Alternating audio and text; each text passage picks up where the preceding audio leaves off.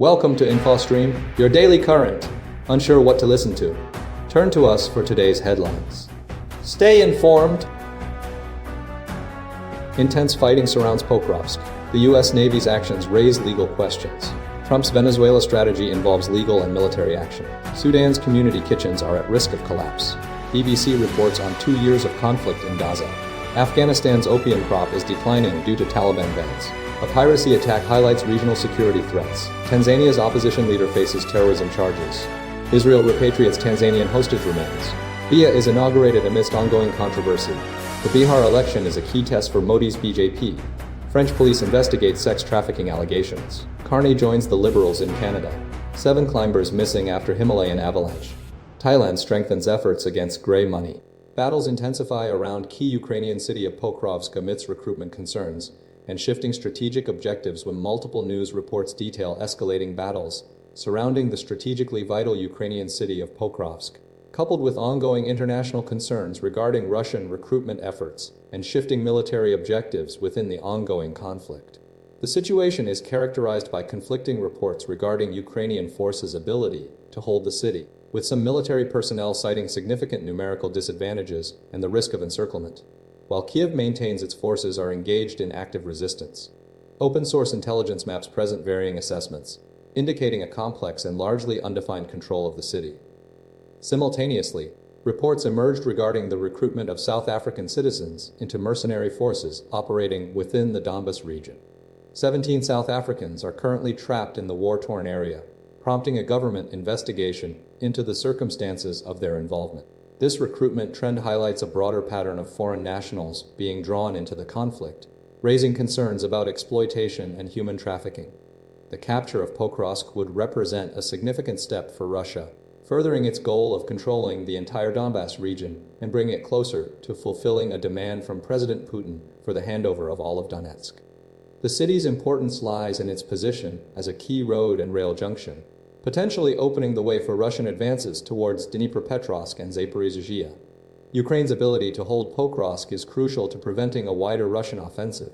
Military analysts suggest that Russia's slow-paced advance and reliance on infiltration tactics are unlikely to generate operational breakthroughs. Despite the challenges, Ukraine remains determined to defend the city, recognizing its strategic significance. The battle for Pokrovsk is interwoven with broader concerns about the war's trajectory and the continued involvement of foreign fighters. The South African recruitment crisis underscores the human cost of the conflict and the urgent need for international efforts to safeguard vulnerable individuals. The situation remains fluid and highly contested, with both sides seeking to gain a decisive advantage. U.S. Navy strikes in Caribbean Sea spark legal and ethical debate. Recent military actions by the U.S. Navy in the Caribbean Sea, targeting alleged drug smuggling vessels, have ignited a fierce debate concerning their legality and ethical implications. Former International Criminal Court prosecutor Luis Moreno Ocampo argues these strikes constitute crimes against humanity due to their systematic nature and targeting of civilians, regardless of their alleged criminal status. He contends the administration's justification, a declared war against cartels, represents a dangerous expansion of executive authority. Despite assurances from the Trump administration, including Secretary of State Marco Rubio and Defense Secretary Pete Hegseth, skepticism remains widespread. Senator Mark Warner, Vice Chairman of the Senate Intelligence Committee, expressed confidence in U.S. intelligence, but emphasized the need for greater transparency, arguing that the lack of public demonstration of drug evidence undermines public trust. Republican House Speaker Mike Johnson defended the strikes as a necessary, appropriate, and legal response based on exquisite intelligence and statistical evidence linking cocaine to American deaths. However, Democratic voices, including Senate Minority Leader Chuck Schumer and House Minority Leader Hakeem Jeffries, strongly criticized the administration's lack of transparency and legal justification. They demand a full congressional briefing and question the administration's reliance on an Office of Legal Counsel memo circumventing congressional approval. Warner specifically raised concerns about potential military action within Venezuela, noting the administration's failure to address this issue. The administration has provided a classified briefing to a Gang of 12, including key Republican and Democratic committee leaders. But this has not quelled criticism. House Speaker Johnson defended the briefing, asserting that it provided thorough information, and no negative vibe was present. Schumer and Jeffries remain unconvinced, accusing Republican leadership of prioritizing a taxpayer-funded vacation during a congressional shutdown and demanding a full briefing for all senators. The debate centers on the legality of the strikes, the administration's justifications, and the crucial role of congressional oversight in matters of war and peace, with concerns about potential escalation and the administration's approach to foreign policy challenges. Trump administration's Venezuela strategy, legal justification, and military operations to the Trump administration's approach to potential military action in Venezuela remains complex, centered on a shifting legal justification and ongoing military operations in the Caribbean and Pacific. Recent briefings to Congress revealed that the Justice Department's Office of Legal Counsel, COLC opinion, initially intended to authorize strikes against suspected drug trafficking vessels, does not extend to authorizing strikes within Venezuelan territory.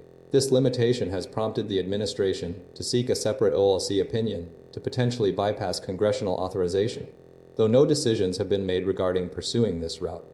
Despite this legal constraint, the administration is actively engaged in military operations targeting vessels linked to various cartels and criminal organizations. 16 known strikes have been conducted since September, resulting in the deaths of at least 67 individuals.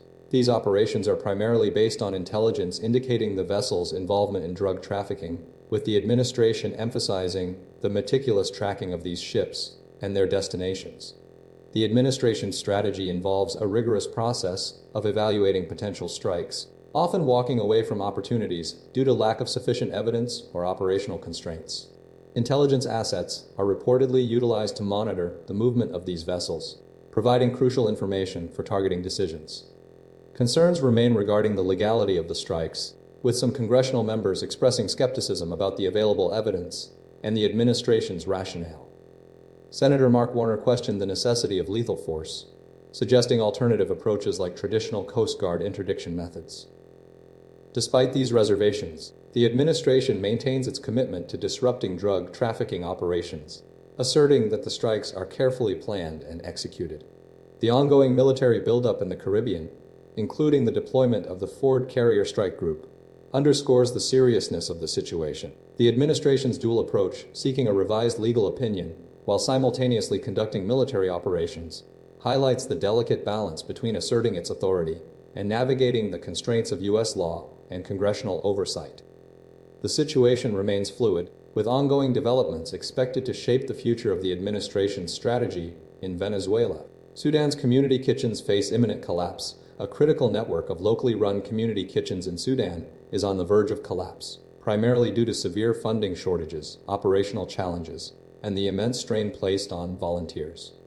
These kitchens, vital lifelines for millions caught in the country's protracted civil war between the army and the Rapid Support Forces (RSF), are increasingly unable to provide consistent food aid. The Integrated Food Security Phase Network, IPC, reports confirmed famine conditions in cities like El Fasher and Kadugli, projecting a risk of famine in 20 additional areas across Darfur and Kordofan. The situation is exacerbated by ongoing conflict, bureaucratic obstacles, and deliberate obstruction of humanitarian deliveries by both warring factions. Blockades, insecurity, and looting disrupt supply chains, limiting access to commercial goods and aid. The kitchens, often operating in besieged cities, have faced drastic reductions in their capacity, with some, like those in El Fasher, reduced to providing animal fodder before the RSF gained control. Funding for these initiatives relies heavily on the Sudanese diaspora, a source that was significantly diminished following USAID cuts earlier this year. The Emergency Response Rooms, a UN-led model designed to shift power and resources closer to affected populations, have been nominated for a Nobel Prize, but volunteers are increasingly operating independently, facing burnout and danger. Limited communications, including persistent internet blackouts and the targeting of mobile phones by looters, further complicate operations and financial transfers. Despite the challenges, the emergency response rooms remain a valuable resource, adapting to shifting control and providing support to displaced populations, particularly in cities like Omdurman. However, even in areas with relative stability, the scale of need often exceeds available resources, leading to rationing. Volunteers report deeply distressing experiences, including being forced to deny food to children and facing personal shame. The long-term sustainability of these kitchens is severely threatened, with volunteers expressing profound fears about complete exhaustion within 6 months, and highlighting the increasing risk of violence and loss of life among those involved. The reliance on mobile money for transfers is also proving vulnerable, with mobile phones being stolen and funds disappearing, further compounding the crisis. Gaza's devastation, a BBC report on 2 years of conflict. Following a highly controlled visit facilitated by Israeli forces, the BBC documented the total devastation in eastern Gaza, specifically the Shujaiya neighborhood, following 2 years of conflict. The area, previously a densely populated residential zone, is now rendered a monochrome landscape of rubble, stretching for 180 degrees from Beit Hanun to Gaza City, largely due to extensive Israeli military operations. The visit, subject to strict military censorship, offered no access to Palestinian civilians or other areas of Gaza. Israeli military spokesperson Nadav Shoshani emphasized, but the objective is not destruction, but the elimination of terrorist threats. He highlighted the extensive network of tunnels discovered beneath the rubble, described as a spider's web, some destroyed, others intact, and still under investigation. The military's actions are centered around the Yellow Line, established by President Trump's peace plan, which serves as a temporary boundary between Israeli-controlled and Hamas-controlled areas. Israeli forces report almost daily fighting along the Yellow Line, marked by piles of bullet casings, and accuse Hamas of hundreds of ceasefire violations. Hamas's health ministry claims over 240 Palestinians have been killed as a result of these actions. The BBC witnessed Israeli forces returning the remains of a hostage, Itachen, to Israel following its return by Hamas. The US-led peace plan, requiring Hamas to disarm and hand over power to an international supervised committee, is stalled. Israeli forces assert Hamas is actively resisting, attempting to arm itself and exert control over Gaza through acts of terror to intimidate civilians. The ongoing conflict has resulted in over 68,000 Palestinian deaths, according to Hamas's health ministry, and over 100 Israeli deaths from the initial attacks on October 2, 2023. The search for the bodies of 7 remaining hostages continues. The BBC report underscores the immense human cost and the complex, unresolved situation in Gaza. Afghanistan's opium crop decline amidst Taliban ban. A recent United Nations report reveals a significant decline in Afghanistan's opium crop, following the Taliban's imposition of a ban in April 2022. Prior to the ban, Afghanistan was responsible for over 80% of global opium production, with Afghan-derived heroin dominating 95% of the European market. The UN's Office on Drugs and Crime, UNODC, estimates a 20% reduction in opium poppy cultivation area and a 32% drop in total opium volume since last year. Despite the ban, many Afghan farmers continue to cultivate opium, largely due to its greater profitability compared to alternative crops.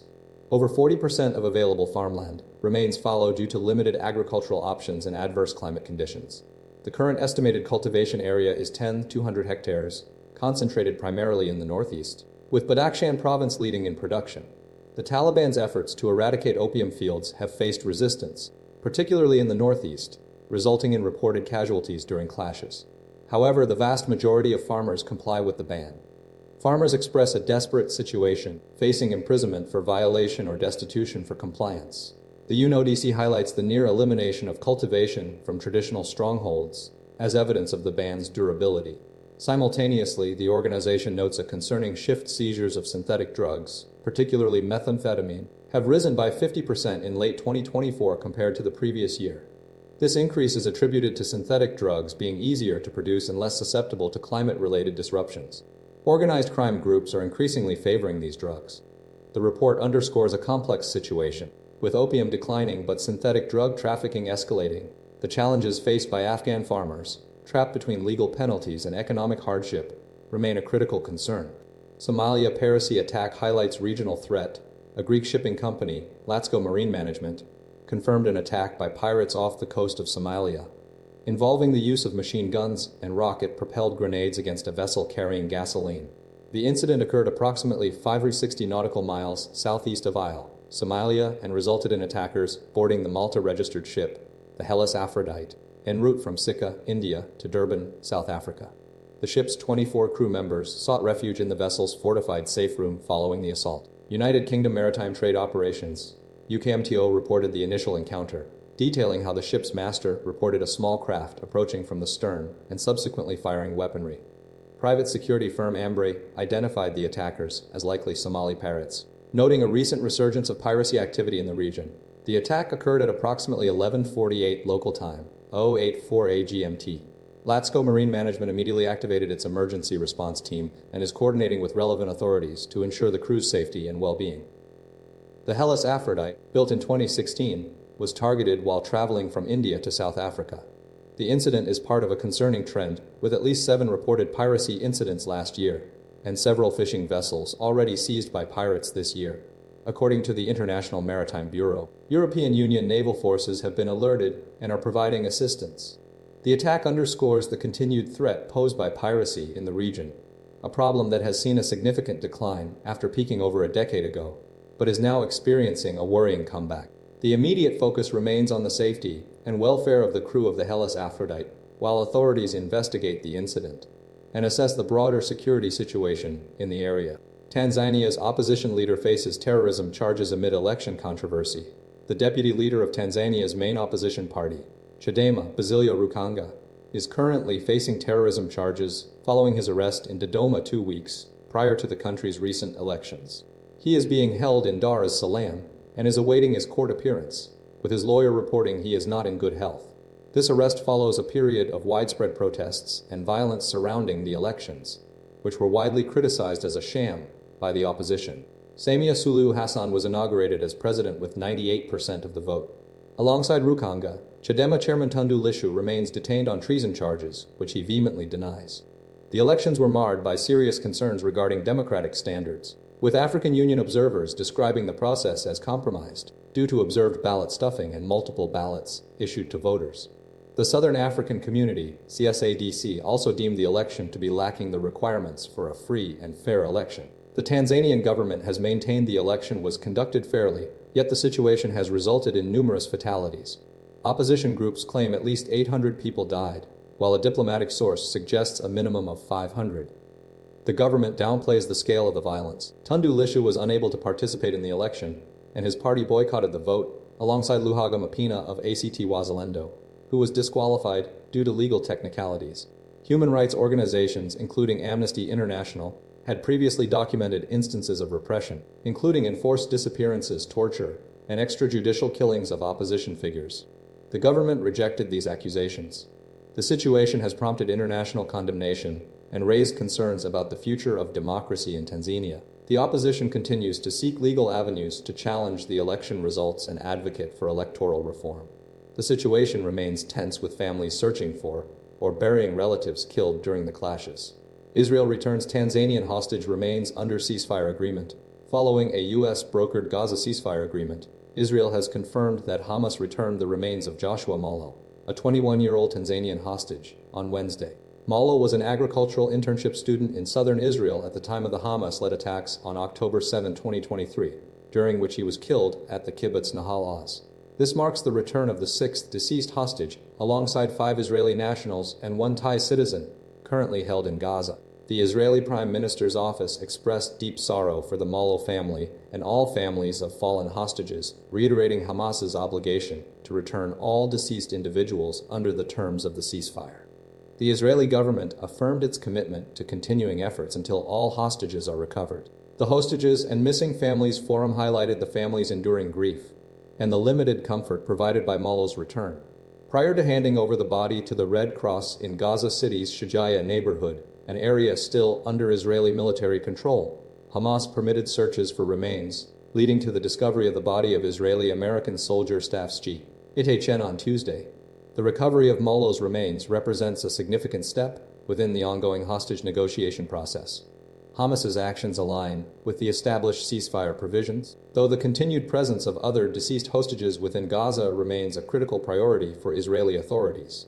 The search operations, facilitated by the Red Cross, underscore the complexities and delicate nature of the negotiations. The overall situation remains tense, with the focus now on securing the release of all remaining hostages and bringing closure to their families.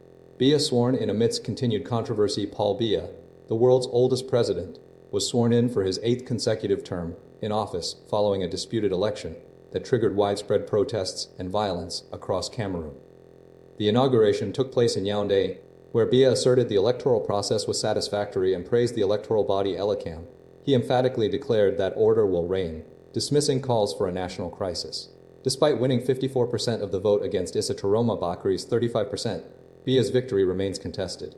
Takaroma Bakri, a former government minister who challenged Biya, continues to maintain he was the rightful winner, alleging significant electoral fraud, claims the authorities have denied. These allegations fueled deadly protests, resulting in at least 14 deaths and over 200 arrests, according to the National Human Rights Commission, although other institutions report a higher death toll. In his inaugural address, Biya extended condolences to the victims of the unrest and blamed irresponsible politicians for the instability. He congratulated security forces for containing the protests but refrained from addressing accusations of excessive force. Biya emphasized the importance of moving forward, urging citizens to collaborate on building a united, stable, and prosperous nation. A general strike crippled several parts of the country, particularly in Karoma Bakari's strongholds of Garoua and Douala. Karoma Bakari vowed to resist until his victory was recognized and called for foreign powers to impose sanctions against Cameroonian officials over the crackdown on protests and the alleged electoral fraud. The Constitutional Council dismissed 8 complaints regarding the election, citing insufficient evidence of irregularities or lack of jurisdiction. Despite the controversy, Biya stated his priorities include addressing issues affecting women and young people, tackling corruption, and resolving ongoing security challenges that have characterized his long tenure. The situation remains tense as Biya seeks to consolidate his power amidst continued opposition and unresolved concerns about the legitimacy of the election results. Bihar election, a crucial test for Modi's BJP. The upcoming Bihar state election, held in 2 phases, represents a significant test for Prime Minister Narendra Modi's Bharatiya Janata Party, BJP, and a key precursor to several other state elections across India. Approximately 74 million eligible voters are participating in the contest for 243 seats, with vote counting scheduled for November 14th. The election has been marked by controversy surrounding a revised electoral roll, which the opposition alleges disenfranchised genuine voters, a claim vehemently denied by the BJP and the Election Commission. Long queues were observed throughout the day in all 18 districts, showcasing high voter engagement.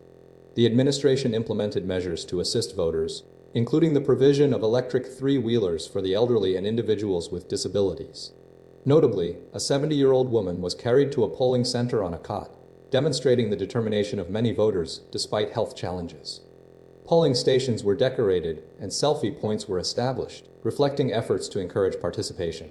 By 1600 local times 0730 GMT, the voter turnout reached 53.77%.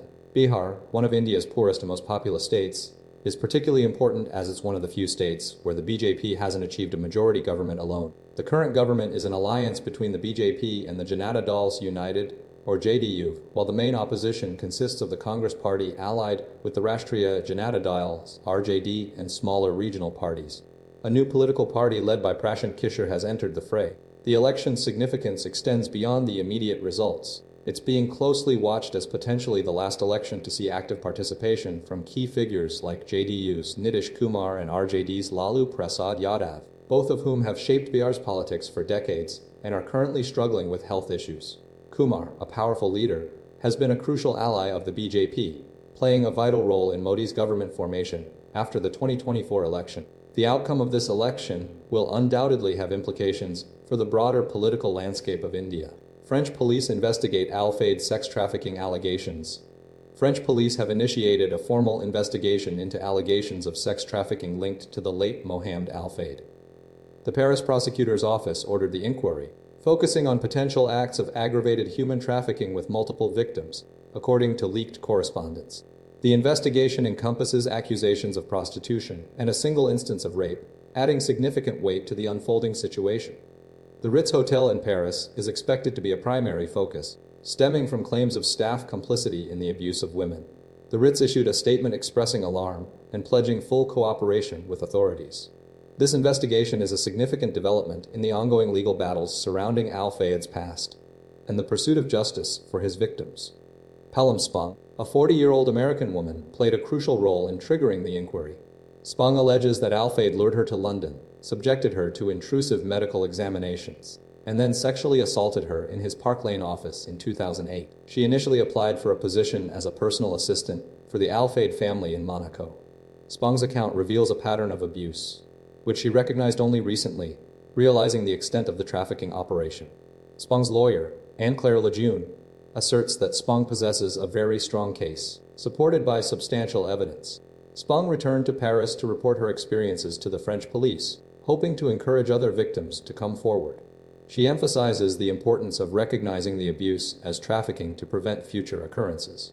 The investigation's commencement is seen as a critical step in confronting al-Fayed's alleged actions and ensuring accountability.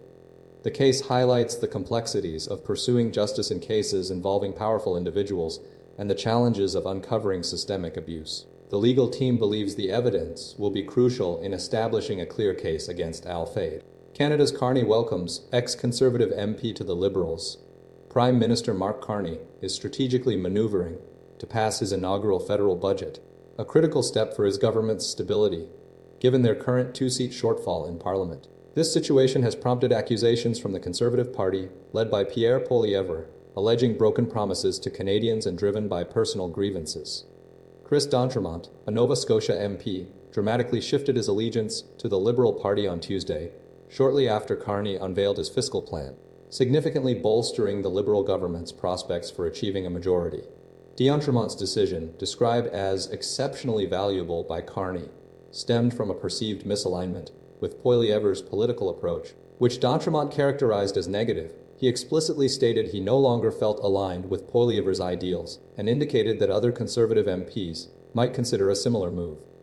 D'Entremont's riding, Acadianapolis, was won narrowly in April, defeating the Liberal candidate by a single percentage point. This defection occurs amidst a leadership review scheduled for Poilievre in January, and following broader criticisms of his combative political style, which contributed to the Conservatives' defeat in the recent election. The Conservatives' internal struggles, including the relocation of Poilievre to a safe Alberta riding, further highlight the party's instability. With D'Entremont's arrival, Carney's government is now just 2 seats short of a majority, increasing the pressure to secure parliamentary support for the budget. Failure to pass the budget could trigger another election. Carney has publicly appealed for additional allies, promising to engage with anyone who can support the Liberal agenda. He welcomed D'Entremont into his first National Caucus meeting, where he received a warm reception. A vote on the budget is anticipated in mid-November. The situation underscores the ongoing political maneuvering within Canada's Parliament and the strategic decisions impacting the country's governing party. 7 Italian climbers missing in Himalayan avalanche and a devastating series of avalanches and severe storms in Nepal has resulted in the disappearance of 7 Italian climbers, with 3 already confirmed dead. The incidents occurred while the climbers were attempting to scale the Dalmakang Peak, located in the Dolakha district of Nepal, a northern Himalayan region. Initial reports indicated that 3 Italian climbers, including Marco Di Marcello and Marcus Kirchler, perished in an avalanche near the base camp of Dalmakang on Monday. Furthermore, Paolo Cocco was among 7 climbers who died at the base camp itself.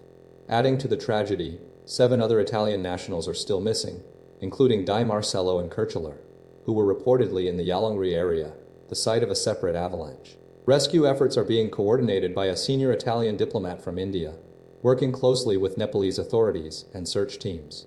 Conflicting reports have emerged regarding the precise number of missing individuals, with local officials stating that 5 people, 3 foreign climbers and 2 Nepali guides, remain unaccounted for within the Dalmakang base camp area. The treacherous weather conditions have significantly hampered rescue operations. The trekking agency responsible for organizing the expedition to Dalmakang is being contacted to gather more information about the missing climbers' movements and circumstances. Authorities are struggling to ascertain the exact locations of the missing individuals amidst the ongoing instability and challenging terrain. The situation is further complicated by the discrepancies in reported casualties and the difficulty of communication in the remote region. Search teams are diligently working to locate the missing climbers, while the Italian Foreign Ministry continues to provide support and coordinate international assistance. The focus remains on locating the 7 missing Italians and bringing them safely home. Thai financial sector strengthens anti-grey money efforts. The Thai financial sector is implementing intensified measures to combat grey money activities, encompassing online scams and money laundering. Key entities involved include the Thai Bankers Association, TTBA, the Bank of Thailand's BOT, the Anti-Money Laundering Office, AMO, the Securities and Exchange Commission, SEC, and various financial institutions. The central focus is on bolstering surveillance and investigation capabilities across the banking system. GC, through its subordinated hybrid debentures, is pursuing a capital management strategy while enhancing its financial strength and supporting sustainable growth. The debentures offer a 4.40% annual interest rate for the first 5 years and 6 months, attracting investors seeking predictable returns. The issuance aims to strengthen GC's capital structure and prepare for future growth opportunities within the high-value, low-carbon business development sector. Banks are proactively complying with heightened directives from the BOT and AMLO, upgrading Know Your Customer systems and incorporating advanced technologies to prevent financial fraud and scams. The central bank is intensifying its tracking of money trails and financial transactions, initially focusing on regulated financial institutions. This includes enhanced customer due diligence, urging banks to scrutinize suspicious deposits and transfers, particularly those linked to online gambling or operated by suspected scammers. The BOT is also increasing regulatory scrutiny of financial service providers, including authorized money transfer agents, authorized money changers, e-wallet operators, and entities involved in gold transactions. These providers are being urged to demonstrate greater vigilance in identifying and reporting potentially illicit activities, recognizing the evolving nature of financial crime, particularly concerning digital assets and cryptocurrencies. The central bank is considering amendments to existing laws, such as the Personal Data Protection Act, and exploring new regulations to address these emerging challenges. The Connect the Dots framework is being promoted to facilitate information sharing between regulatory agencies to strengthen collaborative crime prevention efforts. A significant seizure of 31 million baht in US and Thai currency, linked to a gambling website, and 684 mule accounts, was recently undertaken by the Central Investigation Bureau Police. The banks are committed to maintaining stringent monitoring and investigations, aligning with international compliance standards, and prioritizing the integrity of Thailand's financial system. The goal is to effectively trace and monitor financial flows associated with fraud and corruption, safeguarding the nation's economy from illicit activities.